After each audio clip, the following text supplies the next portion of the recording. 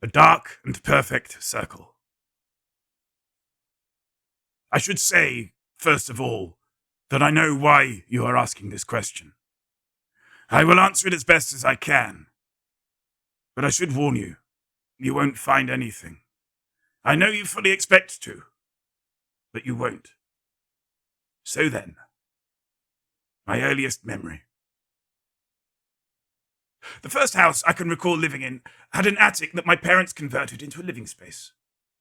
They were a young married couple, had yet to gather around them the kind of material trappings that required much storage, so really the loft was going to waste. I suppose it must have been my father that sorted the panelling, made the floor secure, eased the access. This was where my first memory took place, in a room half finished that was yet to become the play area I was to grow so fond of. I'd been given, I'm not sure by whom, a little wooden case.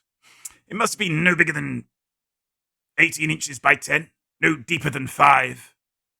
I would have been 3 years old, possibly younger, and I can't for the life of me think what it was that I kept in there. I suspect it more probable than that, like the attic, it was still waiting for its true purpose. Later, it would house bags of marbles, then Lego, then an amateur microscope. After that, I lose track. Something had upset me. The world is so small, isn't it, when you're that age? I'm amazed we survived our childhoods. Everything in that little world is so important. The merest upset, the wrong breakfast cereal, a parental refusal, a bumped knee, the tantrum descends. Screams, tears, thrashing, a rage against a universe that refuses to bend to our will. Then, once spent, the sulking. That was when they got me, I think. Cheeks still hot, still wet. I was spirited up into the loft. My mother took the wooden case, set it on the boards, sat me on top.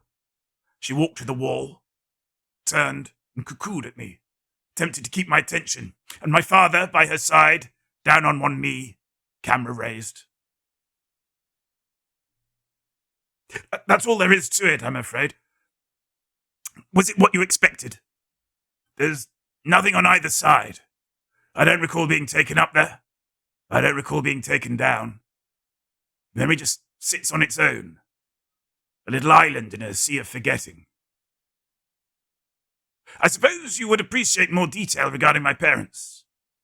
This would have been in the 1970s, and my mother had taken to wearing her almost black hair long and straight. She stepped away from me on my little wooden case, her floral print dress drifting out a little as she turned on her heel. She leant forward, a hand held to her chest, and beamed at me. My father is silent, a faceless shadow behind the camera. I try and picture what he is wearing. Faded jeans, perhaps, a long-sleeved shirt, unbuttoned enough for his chest hair to be visible. Mostly I recall the camera, a Bronica, its single lens wide, unblinking, its strap dangling in the dusty air. This is how I always picture him, camera in hand, always ready to photograph his family. This was long before digital cameras, you understand. Each press of the button was money spent, each moment of my growth captured, each one an investment. I feel duty-bound to say that my parents seemed very happy in that first memory. Why shouldn't they? Bringing up their son, this bundle of joy, this manifestation of their love for each other. They weren't taking pleasure of my distress, of course. Babies cry. It's part of their learning. Is it a film you're working on? Or a book? Something academic? It shouldn't matter to me, I suppose, but I'm curious. We all want the same thing, don't we, to understand what happened? I think it's not something that can be understood. I think it might have been some force of nature, that we might as well attempt to understand a tree, find meaning in a pebble. Eckhart has warned me against talking too much about my life as it is now. For all the love my father showed me when he was alive, his actions have forever made me a target. If I say too much, Eckhart says, someone might find me and do me harm, make me answer for his crimes. But really, there's not much to tell. Nothing in my life that might give away my location, my new name. My life is ordinary. I have a simple job that I do without complaint. When I'm not working, I stay in the garret. I read. I meditate. I choose not to watch television, to read newspapers. I don't like to be reminded of what happened outside of my sessions with the doctor, or answering these queries. Reminders never seem far away. Thoughts of it still creep in, but Eckhart has taught me ways to deal with that, and I improve, day by day. The memory is not real. That's important, isn't it? The event is unquestionably real, and I can recall the photograph distinctly. My mother kept it in one of those over-designed albums, its style aiming for something opulent that was undercut by its manufacture in cheap vinyl. I can still recall the smell of it, the waxen feel of the clear plastic as I peeled it back to release the photos beneath, the shine of the prints, the pleasing weight of the paper stock. My memory of the photograph is far clearer than the memory of it being taken. The photograph is a document of the memory, but the memory is merely a construct from the photograph. I see my mother's dress only because that is what she is wearing in other photos from the album. My father, always a photographer, featured rarely. He remains hidden in shadow, masked by his single-lens reflex. I can't even be sure that it was the loft in which the photo was taken. The background is dark, its features blurred. It is only my own supposition that places the moment in the attic.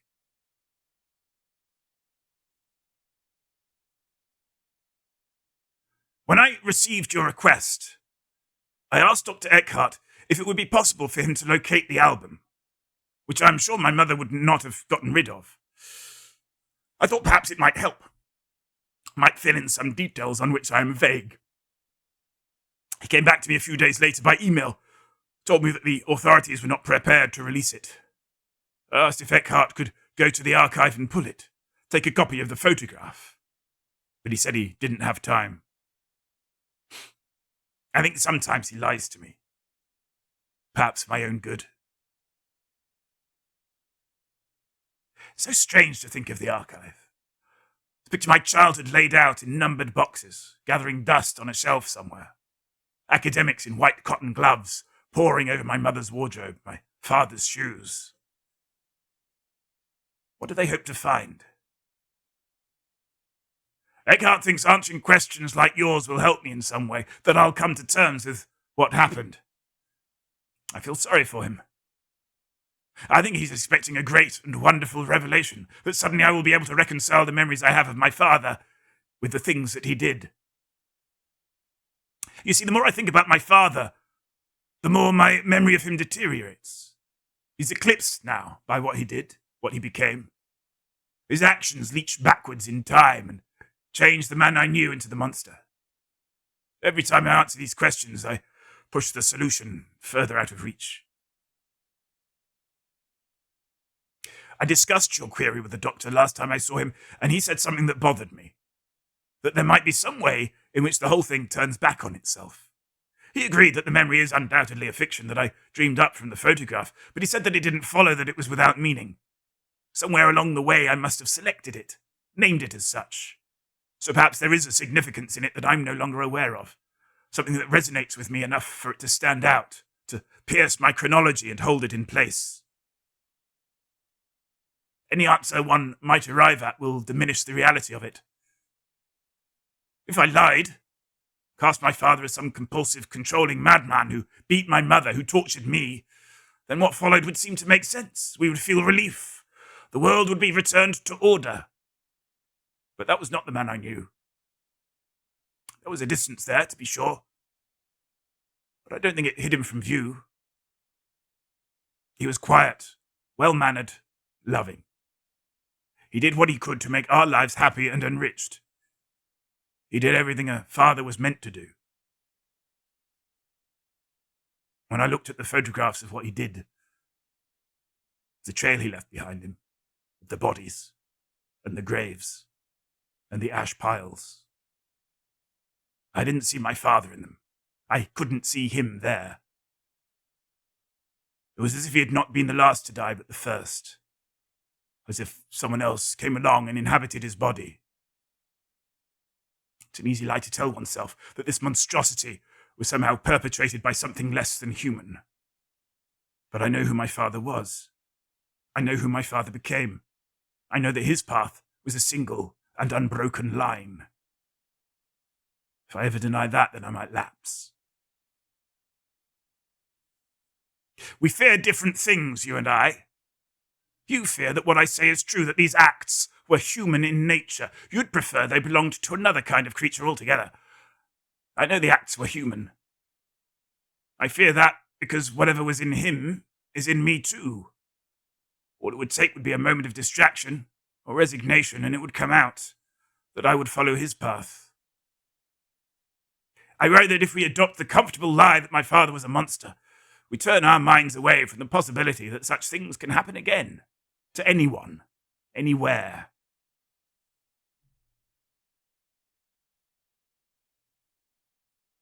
Halfway between my digs and the place where I work is a shop selling bric-a-brac from long ago. Dresses that used to be called second-hand but are now called vintage. There's an appetite these days for a time before. Another response to my father, I suppose. People wanting to return to a more innocent age. If there ever were such a thing. Yesterday I noticed, propped up in the window, amongst children's shoes and clockwork robots, a small wooden case. I asked the shop assistant for a closer look. It was exactly like the one I had, down to the small metal plate in the middle of the lid. My father had used those little transfer letters to write our surname on it. The one in the shop was blank, but there was a cloud of lights scratched into the centre, witness marks of something that had been removed, scrubbed clean. I ran my fingers over the wood, felt the deep scratch that ran along the underside.